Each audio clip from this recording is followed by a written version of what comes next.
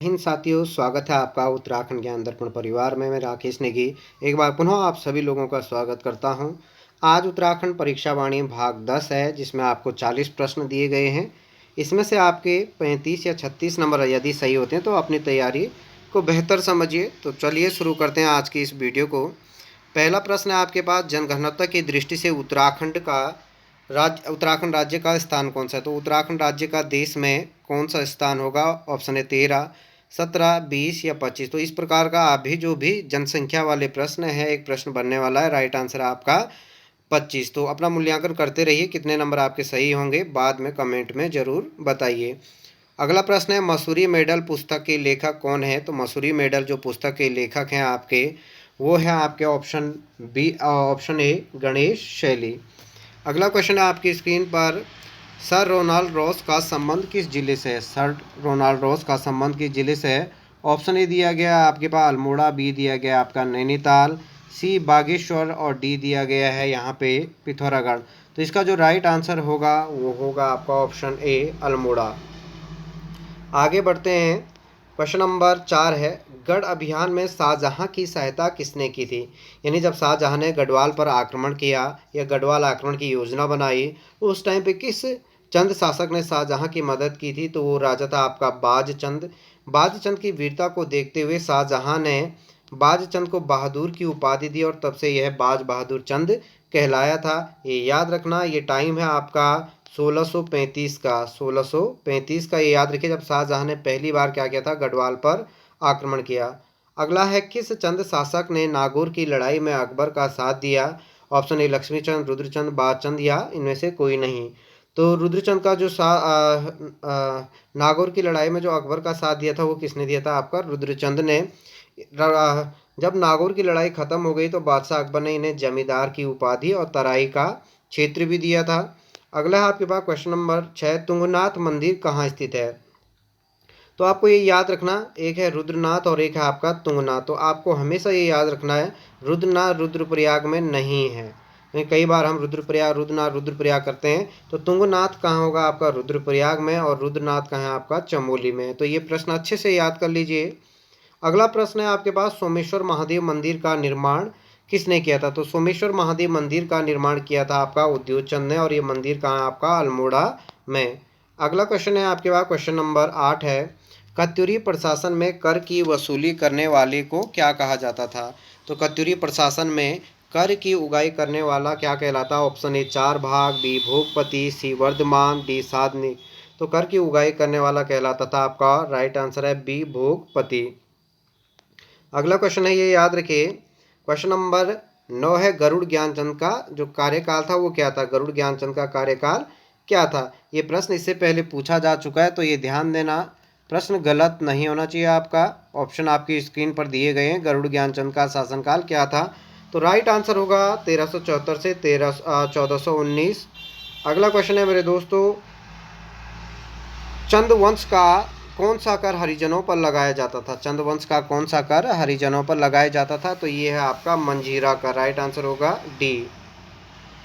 अगला है, कोसी नदी का मैत्री युद्ध कब हुआ था? तो कोसी नदी का जो मैत्री युद्ध किसके मध्य हुआ था? ये है आपका ऑप्शन दिए गए आपकी स्क्रीन पर। तो राइट आंसर होगा आपका सी, तिरुमल चंद और महिपति शाह के मध्य, और ये युद्ध हुआ था आपका 1635 में, जिसके बारे में मैंने इससे पहले भी बताया था। 1635 में मैत्री युद्ध, ये युद्ध लड़ा गया था आपका अल्मोड़ा में। कोसी नदी का मैत्री युद्ध कहाँ हुआ था? आपका अल्मोड़ा में, ये ध्यान देना। और इसी युद्ध में महिपति शाह क्या हो जाते हैं? वीर गति को प्राप्त हो जाते हैं। अगला क्वेश्चन है, वास्तु शिरोमणि के रचनाकार शंकर गुरु ने श्रीनगर पधारने पर यहाँ का शासक कौन था? तो जब श्रीनगर शंकर गुरु आए तो उस टाइम पे यहाँ का जो शासन था, क्योंकि पंवारों की राजधानी श्रीनगर में थी, तो उस टाइम यहाँ का शासक कौन हुआ करता था? श्याम शाह। अगला क्वेश्चन है क्वेश्चन नंबर 13 है, कुमाऊं की राजधानी पर अधिकार करने वाला सेनापति नंदी किस पंवार शासक का सेनापति था? तो देखिए मेरे दोस्तों, ये आपको ध्यान देना है, प्रश्न इसी प्रकार के आसान बनेंगे। बहुत जटिल प्रश्नों को मत पढ़िए, वो हमेशा आपको कन्फ्यूज ही करेंगे, आपका मनोबल गिराएंगे। तो ये ध्यान देना, क्योंकि बहुत सारी पुस्तकें कन्फ्यूजन वाला है। डायरेक्ट ऐसे ही फैक्ट पढ़िए, 40 नंबर का उत्तराखंड है, इसी प्रकार का बनने वाला है। तो ये राइट आंसर होगा आपका मानसा। अगला क्वेश्चन है, फतेह शाह यशोवर्मन की रचना किसने की थी? फतेह शाह यशोवर्मन की रचना किसने की थी? ये आपकी, इनको अच्छे से पढ़ लीजिए, जो भी ये फतेह शाह के शासनकाल की रचनाएं हैं। ये है रामचंद्र कंडियाल। इसका राइट आंसर क्या होगा? रामचंद्र कंडियाल। अगला क्वेश्चन है, किस पंवार राजा ने बद्रीनाथ को गढ़सार गांव दान में दिया था? तो कौन सा पंवार राजा था जिसने बद्रीनाथ मंदिर को गढ़सार गांव दान दिया था? तो उम्मीद है आपको ये प्रश्न आता होगा। बिल्कुल सही आपका उत्तर होगा। तो इसका राइट आंसर होगा ए, फतेह शाह। जिनके प्रश्न सही हो रहे हैं बहुत अच्छी बात है, नहीं हो रहे तो वन लाइनर नोट करते रहिए। करते रहोगे तो एक टाइम पे ये याद होना शुरू हो जाएंगे। अगला क्वेश्चन है आपके पास, किस पंवार शासक ने कृषकों के लिए 12 आना बीसी की व्यवस्था की थी? 12 आना बीसी की व्यवस्था की थी। ऑप्शन दिए गए आपकी स्क्रीन पर हैं, प्रताप शाह, कीर्ति शाह, भवानी शाह या नरेंद्र शाह। तो ये राजा है आपका भवानी शाह। भवानी शाह सुदर्शन शाह के पुत्र थे, यानी ये 12 आना बीसी। यदि कमिश्नर आएगा तो रेमजे है, और राजाओं का नाम दिया होगा तो वो है आपका कौन सा? भवानी शाह। मेरे दोस्तों, आपको कमेंट में सुदर्शन शाह का टाइम पीरियड कमेंट करना है कि कितने लोगों को आपको ध्यान है। उन्हीं के बाद भवानी शाह राजा बने थे। अगला है, विरासतों की खोज जो पुस्तक है उसके लेखक कौन है? विरासतों की खोज पुस्तक के लेखक कौन है? ये परीक्षा वाणी में दी गई पुस्तकें, तो इनको भी आप लोग अच्छे से तैयार कर लीजिए। तो ये हैं हेमचंद्र सकलानी। बिल्कुल सही, बहुत बहुत बधाई अगर जिनके सही हो रहे हैं, यानी आप लोग ध्यान से पढ़ रहे हो। घर वालों की उम्मीद आप पे होगी। अगला है आपके पास, किस चंद का नाम अभिलेखों में नारायण भी मिलता है? कौन सा चंद शासक था जिसका नाम अभिलेखों में नारायण भी मिलता है? तो ये है आपका बाज बहादुर चंद। इसने स्वयं को नारायण कहा या अभिलेखों में नारायण, तो उसका राइट आंसर होगा बाज बहादुर चंद। आगे बढ़ते हैं क्वेश्चन नंबर 19 की ओर। मुख्यमंत्री उद्यमिता प्रोत्साहन योजना का जो शुभारंभ हुआ वो कब हुआ? तो मुख्यमंत्री उद्यमिता प्रोत्साहन योजना का जो प्रारंभ हुआ वो हुआ था आपका 2019। बिल्कुल सही। अगला है आपके पास क्वेश्चन नंबर, टिहरी रियासत में वन विभाग। तो देखिए, मैंने कहा आगे अगर आपकी पटवारी या उत्तराखंड वन विभाग की परीक्षाएं, तो इस प्रकार के प्रश्नों को जरूर बना लीजिए, स्टार लगा लीजिए, महत्वपूर्ण कर लीजिए, क्योंकि इस प्रकार के प्रश्न जरूर बनते हैं विभागीय परीक्षाओं में। तो ये है आपका, टिहरी रियासत में जो वन विभाग की स्थापना हुई थी। राइट आंसर होगा आपका 1885 में।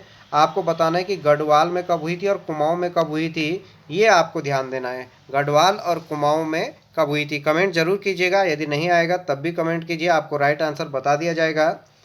अगला है, मौलाराम द्वारा किस पंवार शासक को महाप्रचंड भुजदंड कहा? तो मौलाराम ने किस पंवार शासक को महाप्रचंड भुजदंड कहा था? ऑप्शन दिए गए स्क्रीन पर हैं, श्याम शाह, जयकृत, ललित शाह या महिपति शाह। तो ये है आपका राइट आंसर होगा महिपति शाह। आपको ध्यान देना, ये मौलाराम से संबंधित एक कमेंट आया था कि मौलाराम ने कितने राजाओं का कार्यकाल देखा? तो कार्यकाल बिल्कुल 5 राजाओं का देखा था, लेकिन जो पहली बार आश्रय दिया था वो कौन था? आपका प्रदीप शाह के शासनकाल में। प्रदीप शाह के शासनकाल, पहली बार मौलाराम प्रदीप शाह के शासनकाल में आए और 5 राजाओं का इन्होंने क्या देखा था? टाइम। लेकिन ये याद ध्यान देना कि केवल 4 राजाओं ने उन्हें अपने राज्य में आश्रय दिया। 5वें राजा सुदर्शन शाह थे जिन्होंने इनको अपने राज्य में क्या नहीं दिया? आश्रय नहीं दिया। क्वेश्चन नंबर 22 है, report on Kumaon and Garhwal पुस्तक किसकी है? Report on Kumaon and Garhwal, महत्वपूर्ण कर देना इस प्रश्न को, इस पर स्टार लगा दीजिए। तो ये इसका राइट आंसर होगा डब्ल्यू फ्रेजर। राइट आंसर क्या होगा? W Fraser. अगला क्वेश्चन है आपके पास, गोरखा न्याय प्रशासन के मामलों में सुनवाई कौन करता था? तो जब भी गोरखाओं की न्याय की व्यवस्था के बारे में बात होंगे या उनके जज के बारे में, तो उनके जो जज को कहा जाता था विचारी। Right answer D. अगला, कप्तान हेयरसी ने कुमाऊं का अलवरविक किसे कहा? कप्तान जो कैप्टन हेयरसी थे, कुमाऊं का अलवरविक किसे कहा? हर्षदेव ओली जी को। आगे बढ़ते हैं, क्वेश्चन नंबर है आपके पास 25, तराई जिले का। ये क्वेश्चन सेम लगते हैं लेकिन एक बार अच्छे से याद कर लीजिए। तराई जिले का जो सर्जन किया था वो कब किया गया? तो तराई जिले का जो सर्जन किया गया वो है आपके पास, राइट आंसर होगा बी, 1842 में, 1842 में। अगला आप, अंग्रेजों द्वारा देहरादून पर कब अधिकार किया गया? तो अंग्रेजों द्वारा जो देहरादून पर अधिकार किया गया, इस टाइम पे खलंगा का, काफ़ी लोग जो लोग देहरादून में होंगे, खलंगा दुर्ग आपने देखा होगा, वही एक विजय स्मारक एक तरीके से अगर हम लोग बात करें, वहाँ पर भी ये तिथि लिखी गई है। इसे तो आप महत्वपूर्ण इम्पोर्टेंट कर दीजिए, वेरी इम्पोर्टेंट है, बहुत महत्वपूर्ण है। तो इसका जो राइट आंसर होगा वो होगा आपका 30 नवंबर 1814 को। लिख लीजिए, इसे नोट कर लीजिए। अगला प्रश्न आपकी स्क्रीन पर है, घुमरा यानी वर्षा का देवता किस पुरा प्रजाति से संबंधित है? तो ये जो देवता है आपके पास घुमरा यानी वर्षा का देवता भी इन्हें कहा जाता था। तो ये है आपका राइट आंसर भूटिया जनजाति। आगे बढ़ते हैं, तराई भाबर के विकास के लिए तराई इम्प्रूवमेंट फंड की स्थापना कब की गई? तो इसके जो ऑप्शन दिए गए हैं 1883, 1869, 1878 या 1888। तो इसका जो राइट आंसर होगा 1883 में। आपको बताना है कि 1883 में जब हम उत्तराखंड राज्य की स्वाधीनता संग्राम में भूमिका पढ़ते हैं तो वहाँ पर भी 1883 एक सन आता है। यहाँ पे क्या हुआ था याद है तो ज़रूर कमेंट कीजिए। अगला आपके पास, कत्यूरियों की राजधानी कार्तिकेयपुर से कत्यूर घाटी किसने स्थानांतरित की? तो आपको यहाँ पर भी एक कन्फ्यूजन होता है। कार्तिकेयपुर में 3 परिवार वंशों ने यानी जोशीमठ में 3 परिवार वंश हुए। पहला वंश था आपका कौन सा? बसंतदेव का, दूसरा था आपका निम्बर का और तीसरा कौन था आपका? सलोण द्वितीय का। तो कार्तिकेयपुर का अंतिम वंश किसका था? सलोण द्वितीय। और इस अंतिम वंश सलोण द्वितीय वंश का अंतिम राजा कौन था? सुभिक्ष राज। तो कार्तिकेयपुर का अंतिम जो राजा था वो सुभिक्ष राज था, जो राजधानी परिवर्तन की योजना बनाता है लेकिन राजधानी परिवर्तन नहीं कर पाता। राजधानी परिवर्तन इनका बेटा कौन करता है? नरसिंह करता है, ये आपको ध्यान देना। और कत्यूरी वंश का अंतिम राजा आपका वीरदेव या ब्रह्मदेव। अगला आपका क्वेश्चन नंबर है 30 है, किस वर्ष उत्तराखंड पुलिस ने महिला कमांडो दस्ते को शामिल किया? तो जिनकी भी आगे उत्तराखंड पुलिस की परीक्षा है उनके लिए महत्वपूर्ण प्रश्न है कि कब उत्तराखंड पुलिस में महिला कमांडो दस्ते को शामिल किया गया? तो राइट आंसर होगा आपका 2021। अगला क्वेश्चन है, कीर्तिचंद ने किस वर्ष अजयपाल को पराजित किया था? कीर्तिचंद ने किस वर्ष अजयपाल को पराजित किया था? ऑप्शन है आपके 1495, 1502, 1491 या 1510। तो एक अनुमानित तिथि यहाँ पे ये दिया गया है आपका 1491 में। क्वेश्चन नंबर 32 है, पादरी अंतोनिया दे अंद्रादे किसके शासनकाल में समय यहाँ आया था? तो देखिए मैंने कहा ऑप्शन दिए गए यहाँ पे श्याम शाह, मान शाह, महिपति शाह या इनमें से कोई नहीं। तो अंतोनिया दे अंद्रादे जो आया था वो श्याम शाह के शासनकाल में श्रीनगर आए थे। अगला क्वेश्चन है, कुंभ मेले को मोक्ष का द्वार किसने कहा? तो कुंभ मेले को मोक्ष का द्वार ऑप्शन दिए गए ह्वेनसांग, फाहियान, गांधी जी, इनमें से कोई नहीं। तो ये था राइट आंसर ए, ह्वेनसांग। अगला क्वेश्चन है यहाँ पे, क्वेश्चन नंबर कहाँ पहुँचे थे हम? 32 पे। ये रहा अगला क्वेश्चन, कुंभ मेला उत्तराखंड में हार्डी प्रपात किस जनपद में है? तो उत्तराखंड में हार्डी प्रपात कहाँ स्थित है यहाँ पे दिया गया है। तो हार्डी प्रपात है आपका मसूरी में। यहीं पे दूसरा क्वेश्चन है, टिहरी रियासत का जो अंतिम राजा था। इस प्रकार के प्रश्न भी बनते हैं, आसान प्रश्न है। उम्मीद करता हूँ ये प्रश्न सभी को आता होगा क्योंकि तैयारी करे तो ये आना जरूरी है। मानवेंद्र शाह। अगला क्वेश्चन है आपकी स्क्रीन पर, हैप्पी क्लब जो राजनीतिक चेतना के लिए गोविंद बल्लभ पंत और हरगोविंद पंत ने इसकी स्थापना की थी। ठीक है, इसका जो मुख्य उद्देश्य क्या था? युवाओं में राजनीतिक चेतना यानी राजनीति के बारे में बताना। तो 1903 में इसकी स्थापना हुई थी। अगला आपके पास, चंद्र सिंह भंडारी को गढ़वाली की उपाधि किसने दी थी? तो चंद्र सिंह भंडारी को जो गढ़वाली की उपाधि दी थी वो दिया था आपका गांधी जी ने। इनका वास्तविक नाम क्या था? चंद्र सिंह भंडारी। आगे बढ़ते हैं, क्वेश्चन नंबर 38 है, भारत में प्रथम बाघ आरक्षित क्षेत्र कौन सा है? तो ये सभी को आता होगा। भारत का प्रथम बाघ आरक्षित क्षेत्र है आपका कॉर्बेट राष्ट्रीय उद्यान, कॉर्बेट नेशनल पार्क जिसे कहा जाता है।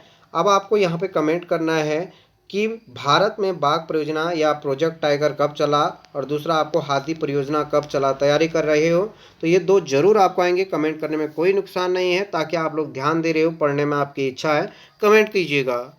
अगला आपके पास क्वेश्चन नंबर 39 है, सर्वप्रथम शाह की उपाधि किसने धारण की? तो ये क्वेश्चन कई किताबों में कन्फ्यूजन भी है। भले इनसे पहले एक राजा हुए कल्याणपाल, इन्होंने क्या किया था? शाह की उपाधि धारण की, लेकिन उनके बाद के 2-3 जो राजा हुए उन्होंने उस उपाधि को धारण नहीं किया। पहले राजा बलभद्र शाह थे, जिनके बाद ये सब ने अपने नाम के साथ क्या लगाया? शाह उपाधि। तो राइट आंसर बिल्कुल सही होगा बलभद्र शाह, ये आपको ध्यान देना है, यूकेएसएससी पूछ भी चुका है। अगला, कत्यूरी राजाओं की राजभाषा क्या थी? तो कत्यूरी राजाओं की राजभाषा थी आपकी संस्कृति, और लोक भाषा क्या थी? आपकी पाली।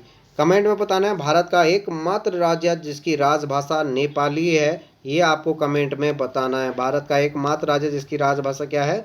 नेपाली है। और एकमात्र राज्य जिसकी राजभाषा अंग्रेजी है। ये 2 प्रश्न आपके बनते हैं, इनका उत्तर भी आपको आना चाहिए। उत्तराखंड के यदि आपको एक ई बुक हमने बनाई है आजकल 79 में है, बहुत कम एक चार्जेस उसका रखा गया है, 20 प्रैक्टिस अटेंड। जिन लोगों को भी यदि लेना है या उनसे जुड़ना है, इस नंबर पे कॉल कीजिएगा, कमेंट कीजिएगा, और प्रतिदिन हमारी 8 बजे टेलीग्राम पे क्विज होती है, वहाँ भी आप लोग आप मूल्यांकन कीजिए, क्योंकि अंतिम समय में जितना ज़्यादा प्रैक्टिस करोगे आपके लिए उतना ही लाभ होगा। तो ये आपको ध्यान देना है। हम आशा करते हैं आगामी परीक्षाओं में आपको निश्चित तौर पे ही सफलता मिलेगी। ध्यान, धैर्य और मेहनत से पढ़ते रहिए। जय हिंद।